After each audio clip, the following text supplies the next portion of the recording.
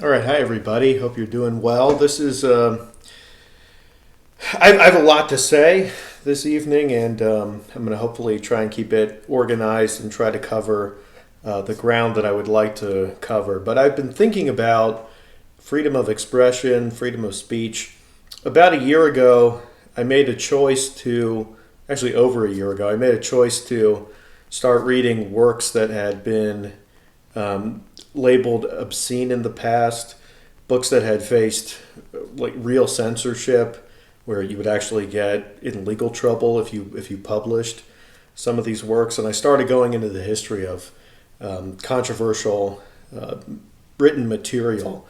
And I did this initially out of almost a far more simplistic political motive, which was just I care about my free speech rights, and I'm gonna see what's out there. And then obviously I was I spent the last several years studying philosophy among other things, and I started seeing that obviously freedom of intellect is extraordinarily important, and the realm of censorship is kind of like is the vanguard of it's a human intellectual expression. Right, and so this isn't an era where where science is so much in friction with religion at a legal level, but there are plenty of other things about ourselves, about human nature, where the terrain is far less certain, right? Insofar as what you can speak about and how you do it. And it's really an interesting question how a society determines what is permissible and what isn't. And it seems, at least in the U.S. legal system, we're at a really strange moment where our legal precedent is rooted in a culture and a population that no longer composes the United States. And it's sort of bizarre how singular the meaning is of that, or at least how singular the meaning that is typically drawn from people is when they observe that fact, which is to say, like, okay, so the country is no longer controlled by white Anglo-Saxon Protestants, and so the society they made up as a or that they that as a this society of the United States as an extension of their will in some regard can be critiqued now, because the world is changing, the demographics are changing, the hierarchies are changing, and it's strange that that goes in, a singular direction that I'm not going to spend much time talking about in this video. But anyways, regardless of the contemporary political debate, that's still an important trend, and it's a really profound one. And I'm going to focus on how it pertains to freedom of expression. So in this day and age, it really feels like there's no holds barred when it comes to speech, or so you would think. And what I mean by that is, the stuff that you can see on satellite television or internet-based streaming and whatnot is so so much of what you can see on TV today would have you run out of the country 70 years ago, even probably 40 years ago, maybe even 30 years ago. It's sort of, you would think, man, are we just in an era where, if you're somebody who's not closely following or hasn't closely followed the legal development behind, like the all the legal conversation that goes into the stuff you can see on HBO, on Amazon Prime, on Netflix, and all this stuff. The regular broadcast of pornography, which has become so, omniprevalent, it's everywhere. You would think that, the sort of this is always kind of like a tension between like a legal understanding of the world and a cultural understanding of the world. But the cultural understanding that comes from that is like, so are we just in kind of a free for all where you can kind of put anything out there, and it's just sort of a matter of, if you want it to be, it's like how many resources can you summon up behind a particular vision, and who can you get to be a part of it, or something like that. But no, there's still obscenity laws in the United States, there's the Miller test, and you rarely ever hear about the Miller test being invoked. The kind of stuff you can read, by the way, even just online. There's conversations over liability in certain ways, but the content itself that people post on Twitter and things like that online is so anarchic. And maybe it's the case that, at least when I was a teenager, this stuff was not being regulated or looked at too deeply. It almost, for a time seemed impossible to regulate. And then the companies got, just very rich and very influential. And it was actually advertiser pressure that resulted in social media companies actually taking a stance. And I grew up watching all of this shit, and I really didn't like any of the censorship. Like I said, when I was a teenager, I was going on 4chan, and you could see anything on there. Part of me looks back at that and thinks that wasn't good. Like a lot of stuff on 4chan is garbage, but it gets you familiar with the wilderness of like into the untamed regions of the intellect, at least. Nowadays, I don't go on 4chan because it's all garbage and crap, and it's really stupid. It used to be better. It's garbage now, and it's kind of like I've outgrown it. But that being said, that was sort of like sort of an initiation into culture, in a lot of ways. So it gave me a sort of a very, as I said, untamed, wild sort of tolerance that a lot of people in the country who either didn't live through that or who didn't come of age in that period or didn't come of age in the same way during that period are kind of foreign to in a sense, but still. Look at the television of today. Look at the way people speak. Look at what even how politicians and podcasters talk. Even just everything about us today seems obscene in a way, because if you have any conception of the moral consensus that was present several generations ago, which is really not too long ago, it's sort of stunning how much we can depart from that. And how easily we become habituated into it. And every time you look at the past, the mores and manners of the era are always different. And there's always conflict. And there's always drama. And it's kind of like a lot of the moral conceptions that we have are, in a way, emotionally habituated. They come from, indoctrination through the social structures that we go through.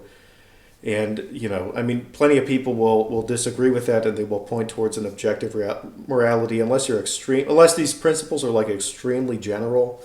That is such a weak case, but there is such a thing as generalized moral principles, and people have conception of natural law and yada yada. So long as they're very thorough and actually serious, then that is a serious conversation, but. Even still, even people who work hard at developing very general moral principles that are balanced and I'd say looking for the things which remain constant despite changes in manners in certain regards. I guess I can't really make the case for these people because I'm not one of them. But even if you're somebody like that, it's very hard. It's very hard to point towards some sort of moral constancy in the world. And then it's another thing to even, react to it, because it seems like, this era is so departed from a ton of moral precedent. And that used to bother me so much until I, started, I don't know, just reading more and learning more about history of the world and the history of ideas and the history of thought. But that being said, I don't have much certainty over what composes a goodness, and I'm very skeptical. In fact, I don't believe anybody, any popular moral consensus right now seems to me so prejudiced and emotional. Nevertheless, I'm not somebody who's without morals, and you understand. I have deep visceral reactions to things that I dislike, and I try to explicate why I feel this way, but I do feel ultimately it's kind of an instinct. It's not really something that is attuned to a universal rationality. And if it is, the connection is kind of elusive to me. I don't know it. I don't know of it. Because any time I did try to like stick to some sort of like moral essentialism, life became impossible to live with, and that was a huge problem because then you have to measure, okay, to what extent, like how am I supposed to live in a dysfunctional world or in a world that's completely indifferent to my moral conceptions, and that was just too painful. And the more I saw, I was like, okay, there's a disinterest in my moral conceptions that nature seems to broadcast and demonstrate. And I'm not going to talk about religion because that's too much of a weighty issue, but I'll say I didn't find answers there. And it's I haven't given up on it, but I've just not seen them. And, I'd say that's more something that's very hard for me to fully swallow, even though I think I intellectually know where I stand on that. But that being said, I did come to the understanding that morality is a very changing thing, and in this day and age, I think if it's not obvious to people now, it's because they're ignorant about the past, or if they're older people, they're just kind of like hypocrites, or they've really just been living like in a stupor their whole lives and been very unobservant, or they are used to compartmentalizing and ignoring and going with whatever. But I think if you're an attentive person, I think that this is going to continue to be the case throughout the 21st century. So those of us even who are young, and those of you who are ignorant, because I'm not, but seriously, I think every person will find exposure to this, because reality and culture and history, all this stuff is going to change, and you will feel the rug pulled from under you if you're not cognizant of this change and what it really is and what it really means and what it can really do. It's not just something that erodes a certain set of beliefs that everybody has been told is a reflection of bigotry, but all beliefs, even the beliefs that the people who like to say other people are bigots believe in, right, in their own prejudicial manner. Prejudice is not a set of beliefs. It is a way of thinking. It's believing something without knowing why. Claiming something without providing explanation. Something you just believe. Anyways, that was a lot. But that being said, so I've been thinking about obscenity and what it means, and what sort of things can be learned as we venture into the more controversial pastures of human thought. And then on top of that, I'm thinking of what even legitimates why something is controversial. There's a personal level, and I could get lost in my own individual weeds, but then there's the general collective social mechanism for determining what's okay to say, what's okay to talk about, what's okay to think about, and what's not. These days, as I've said, I don't think there's any legitimate basis so long as like the state is concerned that can limit at least a certain kind of engagement with the controversial. I mean, I struggle to say, like, we tend to we live in a universalist oriented society, so when we say things about the state, like, it's dangerous because it's like setting a precedent for everybody. Okay, it's kind of like, should everybody be entitled to sort of say whatever they like without consequence? And I don't mean the things that people already say today and get away with, but like the stuff that's really dangerous. Okay, and I kind of wonder, like, yeah, okay, so of course, I don't know.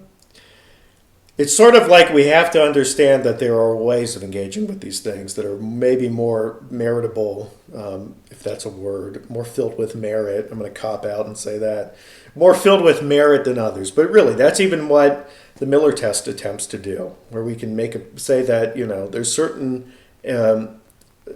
there's a certain way of engaging with the prurient, right, the licentious, the sexual, that is of no social value, and then there's ways of engaging with it that are.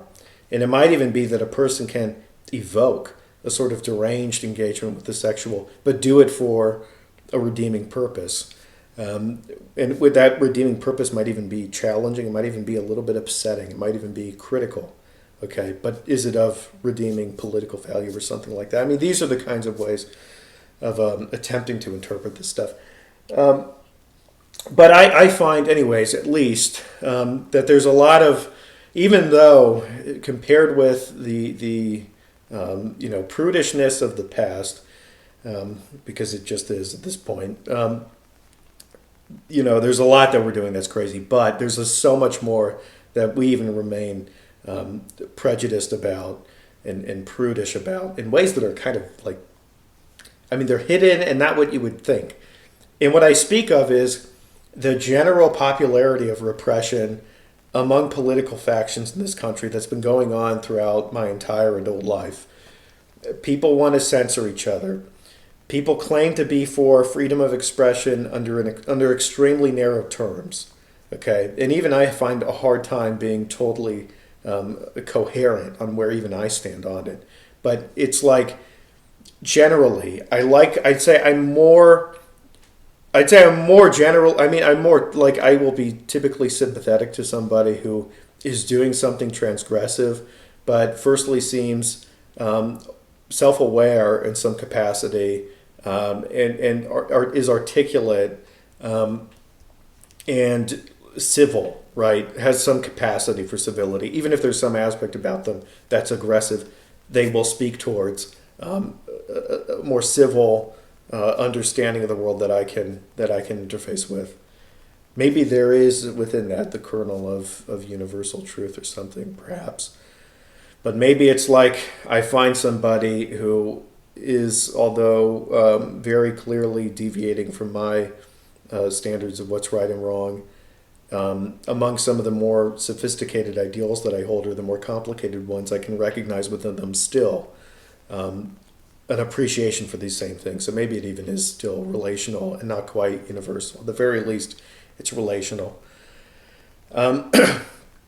However, I find among a lot of people just a general disinterest in even hearing what a person has to say. I mean, if somebody seems sensitive, right, to the world in some regard and wants to ensure that they understand it or know it or are producing something of value and or like seem very much intentional about this, that I respect. But some people just go and they say shit without any deliberation, any forethought for the value that it poses, even if it's a very counterintuitive value. And they want to get other people to shut up, and they want the conversation to be extremely stupid and more prejudiced and more bigoted, be they left or right. And I find that outrageous. And it's I speak about this so much. I speak about ideas associated with this so much. As I've said, I think technology is to blame mostly. I think the tech of this era, the internet, is kind of like pushing the ideology, pushing people at least to like react in certain ways, or juxtaposing society in particular ways that seem to foment like lynch mob paranoia.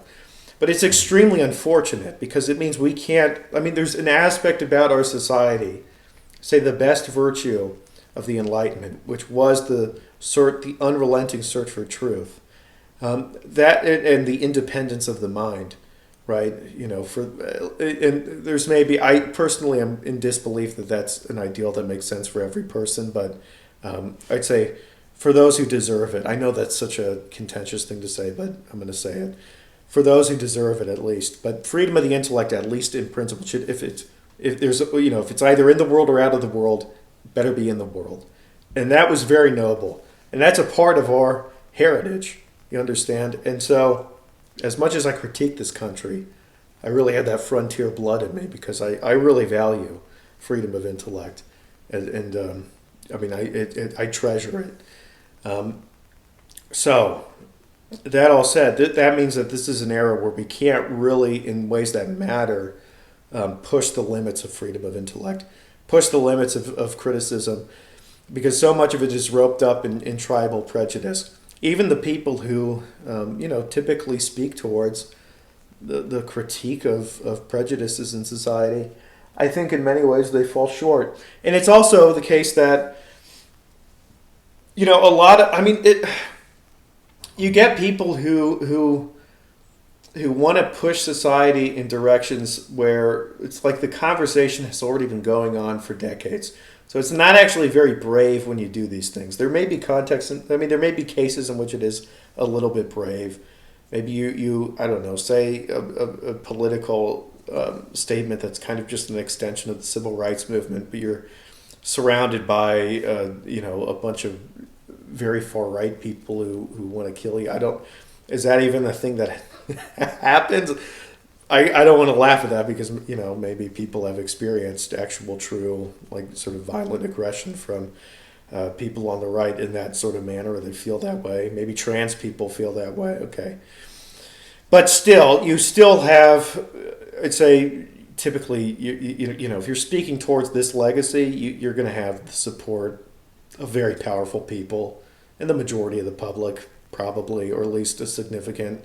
I mean, you'll get people who are like annoyed with you actually for even grandstanding and acting like you're important. That's more where that's maybe where you would lose the majority, actually, technically.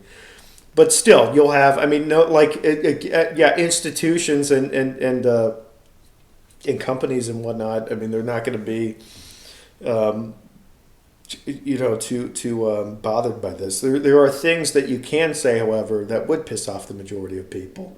And sometimes, I could say, you might say something about wanting to have sex with a donkey that would maybe piss off people. But you can also say things that would be like actually probably very clearly important for human culture in a way. And I'm curious in finding what those areas are today that are actually a little bit dangerous. And I've been doing some thinking, doing some writing. I've been conceptualizing over this, ruminating, and I thought, I think I've stumbled onto an understanding as to why that stuff actually is, hard fought for, and it's kind of a mistake to think that we are actually totally free, or we've done all the work in that regard, and now it's like it's either about reeling people back, or just moving forward with the stuff that's actually kind of not that controversial, and just pushing it more broadly and ensuring it has total capture of everything on Earth. Speaking of, but but I found if you actually really want to push, like the limits, like the real limits, that takes a ton of work. It takes a ton of patience and consideration to do it intelligently or in such a way as to communicate the socially redemptive quality of what you're doing. That takes a masterly hand, right, to write it, say, or to paint it if you're making a painting, whatever. But it's always uncomfortable. And if you're really pushing the limits or something, you really will come with suffering and hardship. Like, it really will. And that's not something a lot of people have the appetite for. And I'm at least appreciative in this, kind of rabbit hole I've gone down. I'm appreciative of the fact that I at least have a deeper appreciation for the true pioneers of culture, be they scientific, artistic, all of it. That really is fucking hard to do. And it's also, in this country, we like to think our pursuits can be, we can pursue things while also using our intellect, right, to look after ourselves, okay, to take care of ourselves. If not to become exorbitantly rich, to at least be taken care of. But some things you really have to give up a lot to pursue them, to really push culture. And you're also not guaranteed to be appreciated for what you're doing in your lifetime even. And I know that sounds grand and bold and whatnot, but it's actually, it's just the case. It may never even come to you, no appreciation. Maybe you screwed up and just did something bad, oh well. But to really do something bold, at least, typically at some point, somebody will find something curious about it, okay? But to really go off the beaten path in a way that other people find dangerous or terrible and wrong and things like super challenging, that's so fucking hard. And what's frightening to me is that we've kind of lost our appreciation for that in this society. That's, as I said, is invoked disingenuously. Like, we're really not about that anymore. Or there's at least not a healthy culture in this country, even a healthy minoritarian culture that can sustain this stuff. Everybody speaks falsely. Everybody polices themselves. Even if it's certain values, if they're the political things, they'll still speak in such a manner to ensure that they don't lose the sanction of their tribe. They won't really go off from everybody and just relentlessly pursue where the intellect can take you. And hardly people don't want to stomach that. It's really a sad thing. So after all of this rambling, I think I did get to my point. That's pretty sad that we lost that. All right. Have a good one, people.